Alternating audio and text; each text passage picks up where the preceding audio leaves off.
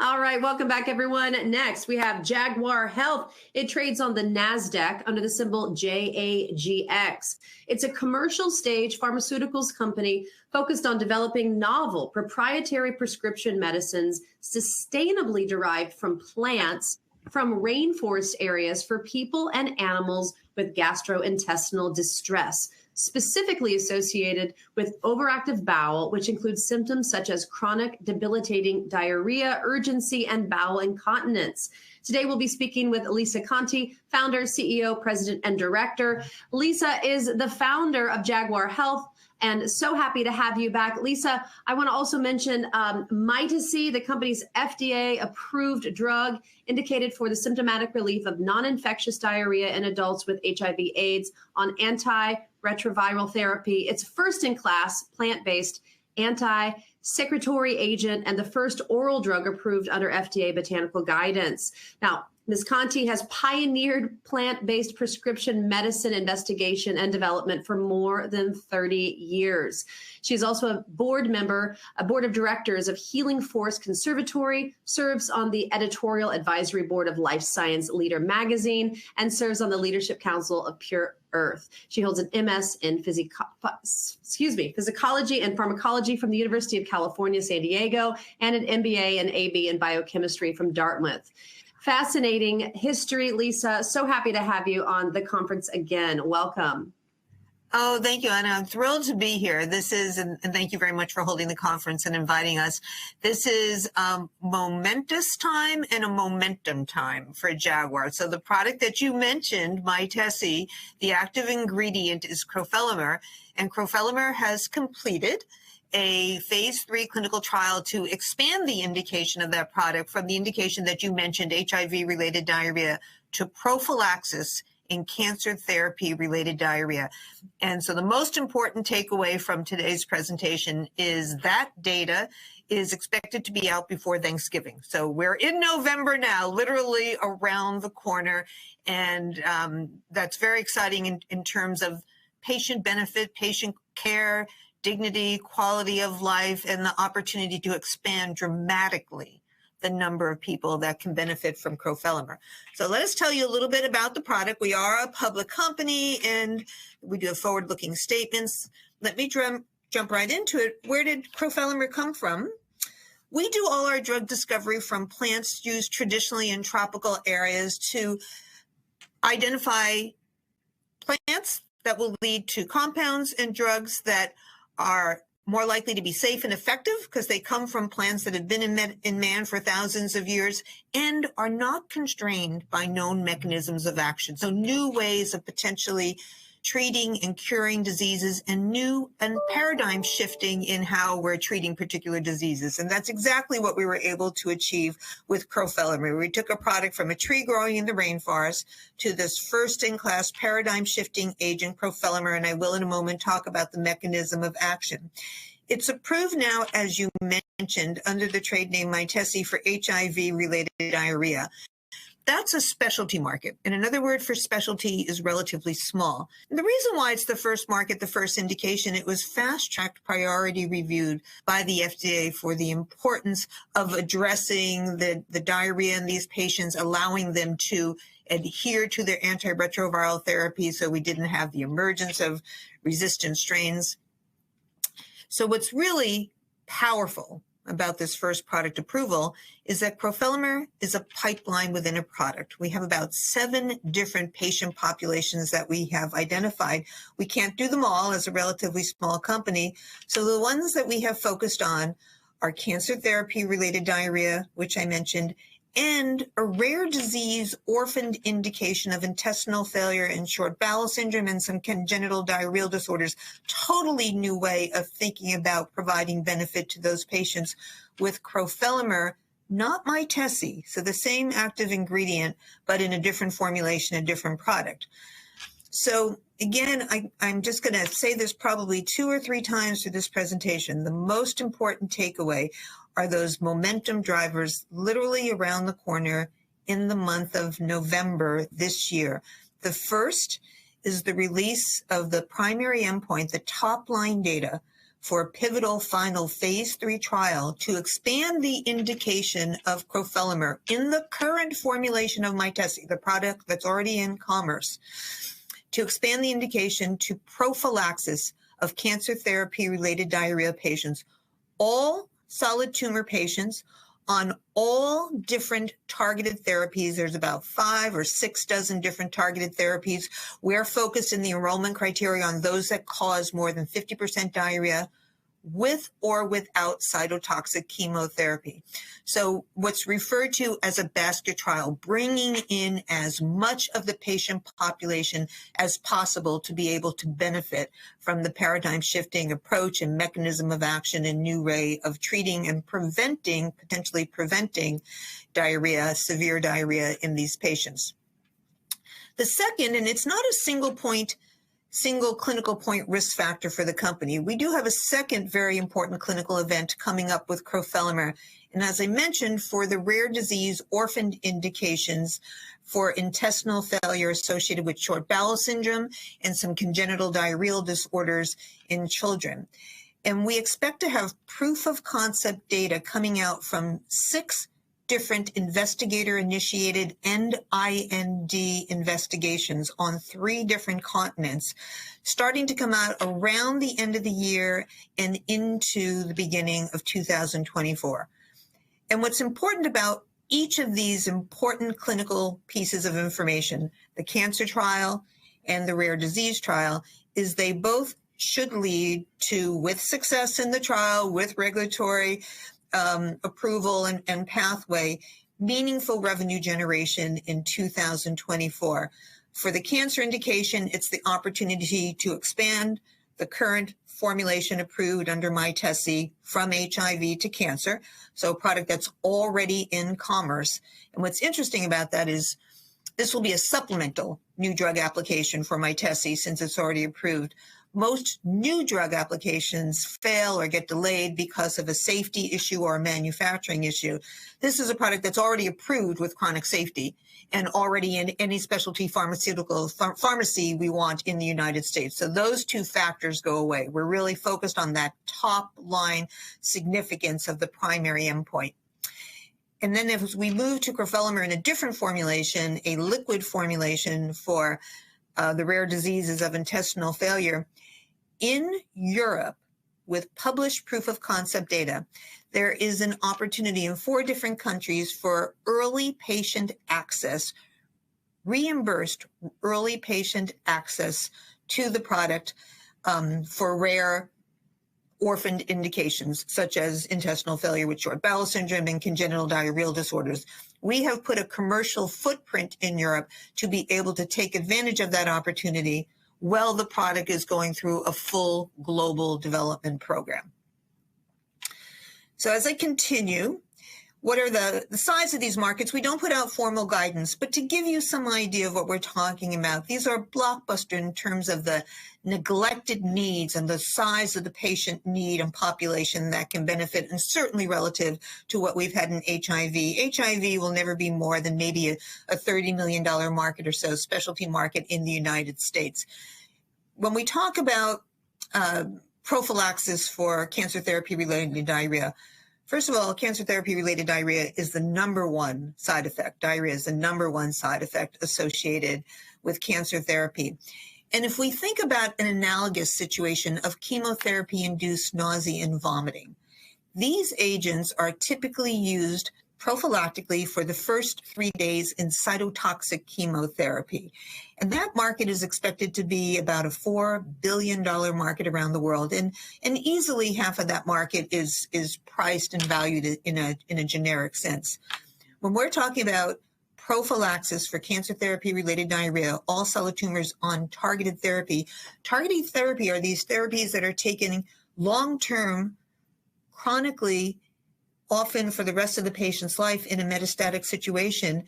And essentially, they all work by a mechanism that induces the type of chloride channel mediated, ion mediated diarrhea that is specifically addressed by crofelemer.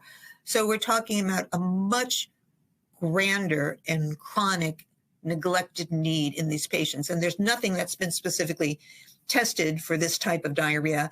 And also you have to have an agent that has the safety associated to be used on a chronic basis.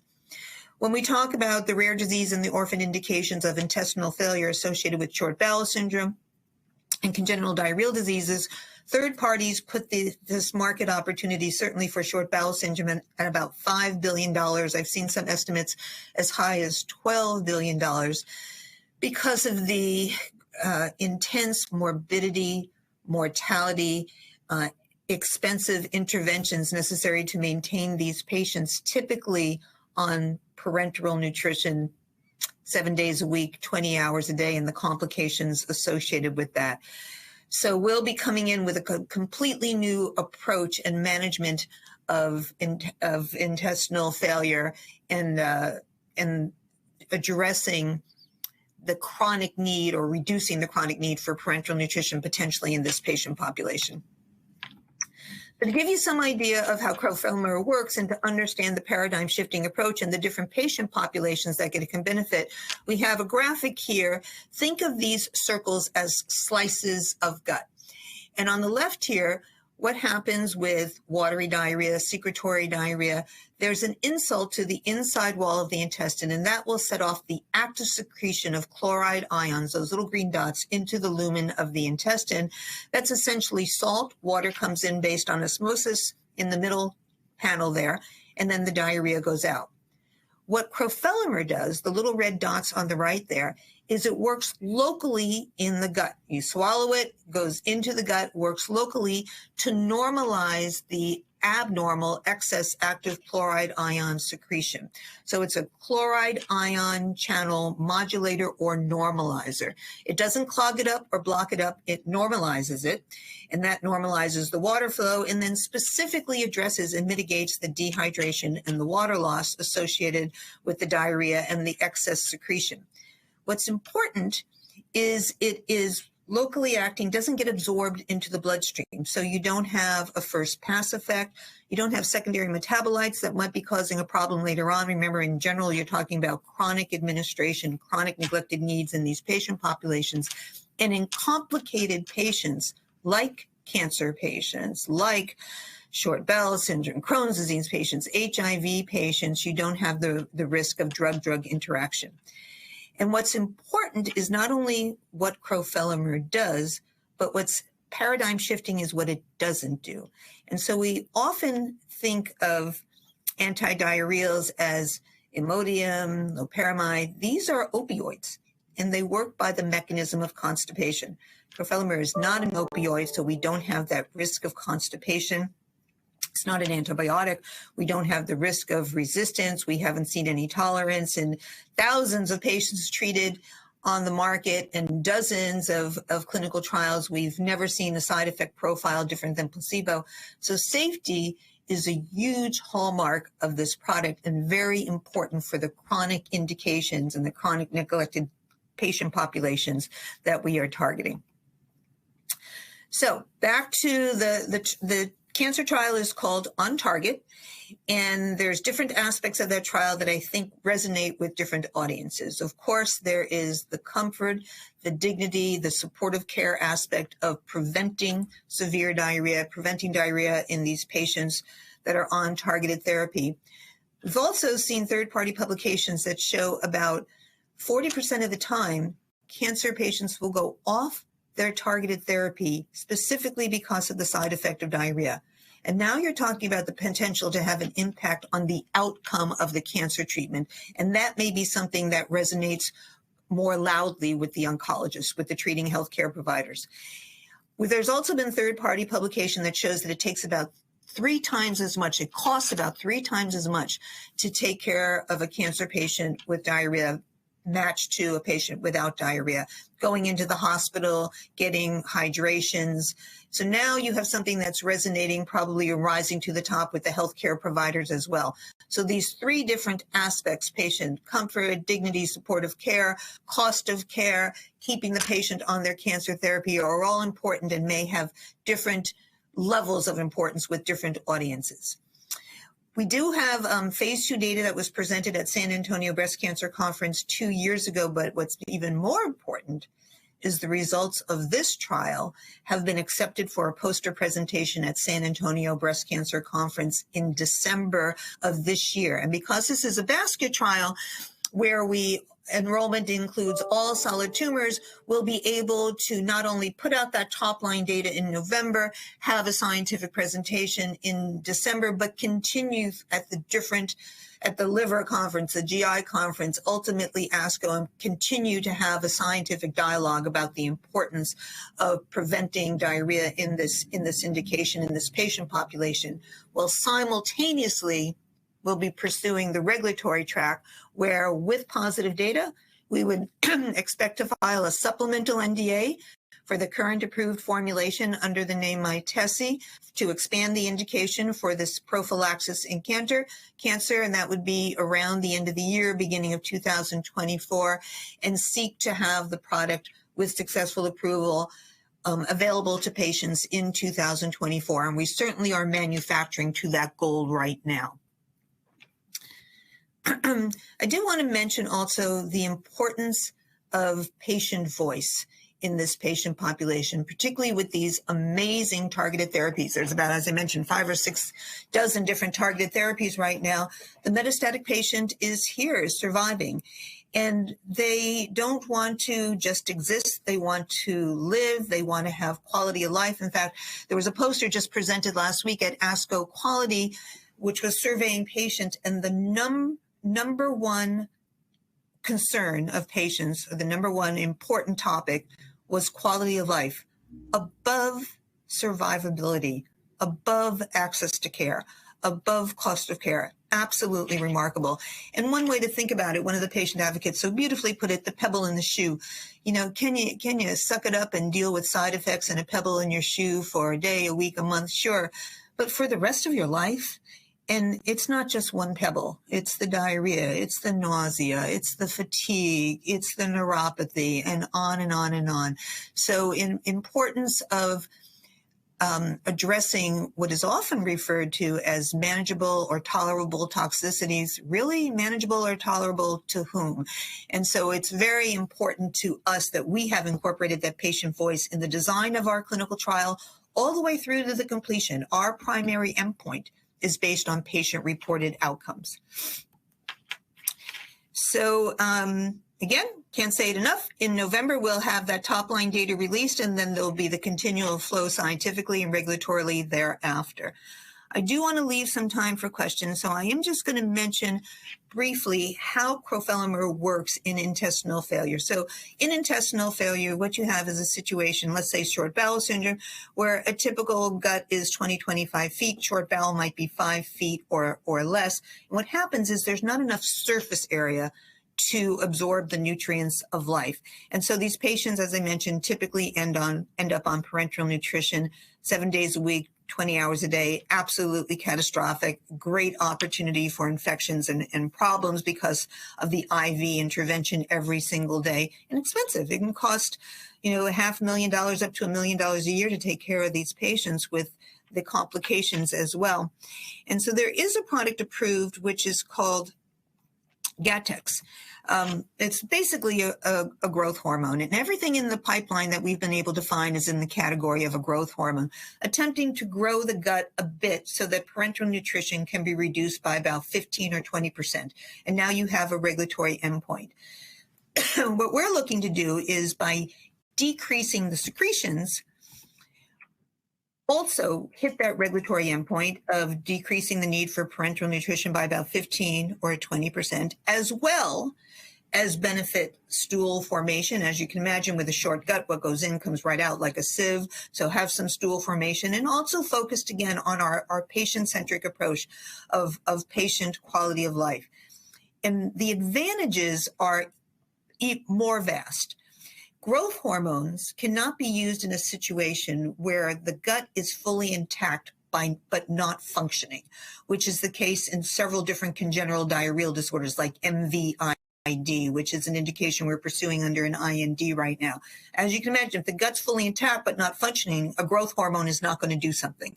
So there's nothing that we've been able to see that's even in the development pipeline. Also, growth hormone approach has limitations when If a patient has cancer or a hyperproliferative abnormal disease, you certainly don't want to be giving a growth hormone. If a patient is recovering from surgery, which is many of these patients, you need about a year and a half for full bowel adaptation. Crofelemer should not have any of those limitations. So we are looking to become the standard of care in the treatment of intestinal failure broadly, whether it's due to short bowel syndrome or a fully intact gut, which seems to be about 50% of the market. So I'm going to jump right ahead and just mention now, because I want to leave some time for questions. I've indicated the most important clinical events that are, we feel, momentum drivers and can really be transformative for the value recognition of the company. It's a very, very tough time for the biotech industry. We don't know any other company that has this late stage clinical data, certainly on a product that is already approved, that can really bring some recognition to the pipeline and the strength and the neglected need and the opportunity for all the stakeholders, including the shareholders in the company. And hopefully we can help, rise the market recognition for all of the biotech ships out there. So we do have a lot of news coming up. We're a very high volume traded stock. We haven't done any structured deals. We don't have any warrants that anybody's trading around. So we really feel like we're in a good position to not only have value for the patients, because that's what it's all about, the quality of life, what's important to the patients, and the coincident benefit that comes to, as I mentioned, all the stakeholders as well. We do have a team that I do want to mention that has 10 of us have been together for over 15 years. 3 of us have been together for over 30 years, a full commitment to getting this product to as many patients as possible. And also the knowledge base of every study, every little piece of data that's been done on this product is why we're able to move relatively quickly and basically be a small, fully integrated pharmaceutical company from soup to nuts, from discovery all the way to commercialization with a team of less than 50 people. And I'll leave it here with a summary of the key investment criteria, success factors. One last point that I'll mention is crofelemer is the only oral product approved by the FDA, a drug approved by the FDA under botanical guidance. And under botanical guidance, there's really no practical pathway to bring a generic to market. So if you look down at the bottom there, we do have close to 150 patents issued and more every single day. I think there was one announced today, though we essentially have exclusivity forever because of the botanical nature of the approval of the product. So, and I'll stop there and leave a few minutes for questions. Great job, Lisa. November will be an exciting month for you. All right. Let's talk a little bit about, give our viewers a little overview. What is the current standard of care for cancer therapy related diarrhea? Thank you for asking that question. Believe it or not, the standard of care is to take the patient off their cancer therapy or go to a subtherapeutic dose or to start at a subtherapeutic dose. Because as I mentioned, you can't use opioids on a chronic basis. And so when you think about that, I mean, this is your life-saving therapy, and to have to make adjustments relative to how these agents were approved because of diarrhea is really catastrophic for the patient. And that's one of the reasons why we designed this trial as a prophylactic trial. So stop the problem before it happens, so you don't have to start messing around with the cancer therapy regimen because of diarrhea. Wonderful. Has there also been relevant learning from the commercialization of Mytesi for the current HIV indication that could maybe benefit the anticipated indication for cancer therapy related diarrhea? Yes, that's a very interesting point, because the HIV community changed so many things in the pharmaceutical industry, and that patient voice in everything, in the design and the regulatory approval, we have really taken that to heart. And we learned that from being in the HIV community. So, for example, when we designed this trial, we spent about a year and a half working on the design and discussing and negotiating with the FDA based on a survey that was done with patients. What is relevant to them in their life? Not just the physicians and the healthcare providers saying what they think is clinically relevant, but what the patients think is relevant. And that was designed into the endpoint. Of course, it's patient-reported outcomes. We have a scientific advisory board that has, as you would expect, the key opinion leaders in cancer, and also includes on the very same advisory board really key voices in patient advocacy, including in particular patients who are metastatic. So we definitely were influenced by our experience in HIV. And I will just mention one other thing. There was just the ESMO conference, which is the European Cancer Conference, just occurred about a month ago. And Tatiana Prowell, who is an oncology professor at Johns Hopkins, made a comment.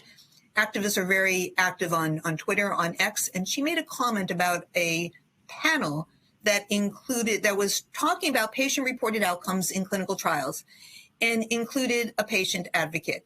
And her comment was, why don't we do this all the time? Why don't we always have this perspective? And it was just retweeted and retweeted. And like, yes, it seems obvious. Why don't we always have the patients involved in patient-reported outcomes in clinical trial endpoints? So we've wholly embraced that. Lisa, we have a question from H asking is Jaguar Health going to be exploring organ development research in the near future at all? Is it going to do, what'd you say? I'm sorry? Exploring organ development research? Organ development? Mm-hmm. Organ development. Well, I think the answer to that is no, because I'm not even sure what organ development research would be. So I apologize. Well, I wanted to get some of these other questions in there. Let's go back to Mydacy for a second. So what is your plan to commercialize Mydacy for CTD subject to regulatory approval? Right. So we currently commercialize ourselves for the HIV indication. As I said, that's a small indication. We have about 12 people on the commercial force. So our full expectation is that we would have a co-promote situation in the United States, where it's very important to us to follow up on that previous question, to be the keeper of that patient voice, since we have incorporated that so tightly, and it's so different from typical cancer product manufacturers. But we need to partner to extend our feet on the ground, the footprint and the reach that we have. So we have held off until we have the data because of the better terms and the greater clarity that you have with your data out there. But that's what I would fully expect, that there would be a co-promote situation in the United States. And how would you characterize Jaguar's rare disease business and partnering strategy? Thank you. So that is different. So that is crofelemer, but again, that's not the formulation for HIV and cancer. It's a different liquid formulation, a different product, different financial points in how that is commercialized. And we would expect that to be partnered and licensed around the world, because these trials with small patient populations are typically done on a global basis. We ourselves are working on 3 different continents right now, though I would expect, again, we would look for a co-promote situation in the United States, but we would do some clear partnering and licensing outside of the United States with a distinct product from Mytesi. Maybe a follow-up to that question. Ted Cardis asks, original P3 data was to be released first week of October. So why the pushback 3 weeks to Thanksgiving? And do you plan to partner for distribution? So I think I already answered the question on partnering for distribution. So that is our full intention to co-promote. And there's no issue, just taking a little bit longer to coordinate. As a small company, there's a lot of third-party organizations that we work with. They have their own quality control before this is quite important data. So they have their own quality control where they release their piece of the puzzle to us to be able to put it all together to ultimately come out really with one piece of top-line information for the conclusion of this trial. So apologies, we missed October. Highly confident that this is going to be out before Thanksgiving. Great. A few financial questions to end. Steve says, for interested investors, can you explain the current stock price situation and avoiding possible delisting?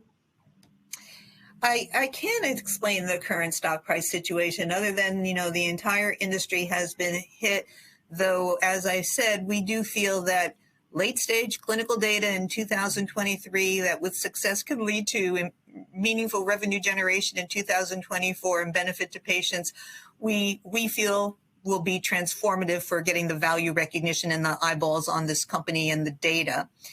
And what was the second part of the question? I apologize. Yes, just that, the stock price situation and avoiding delisting.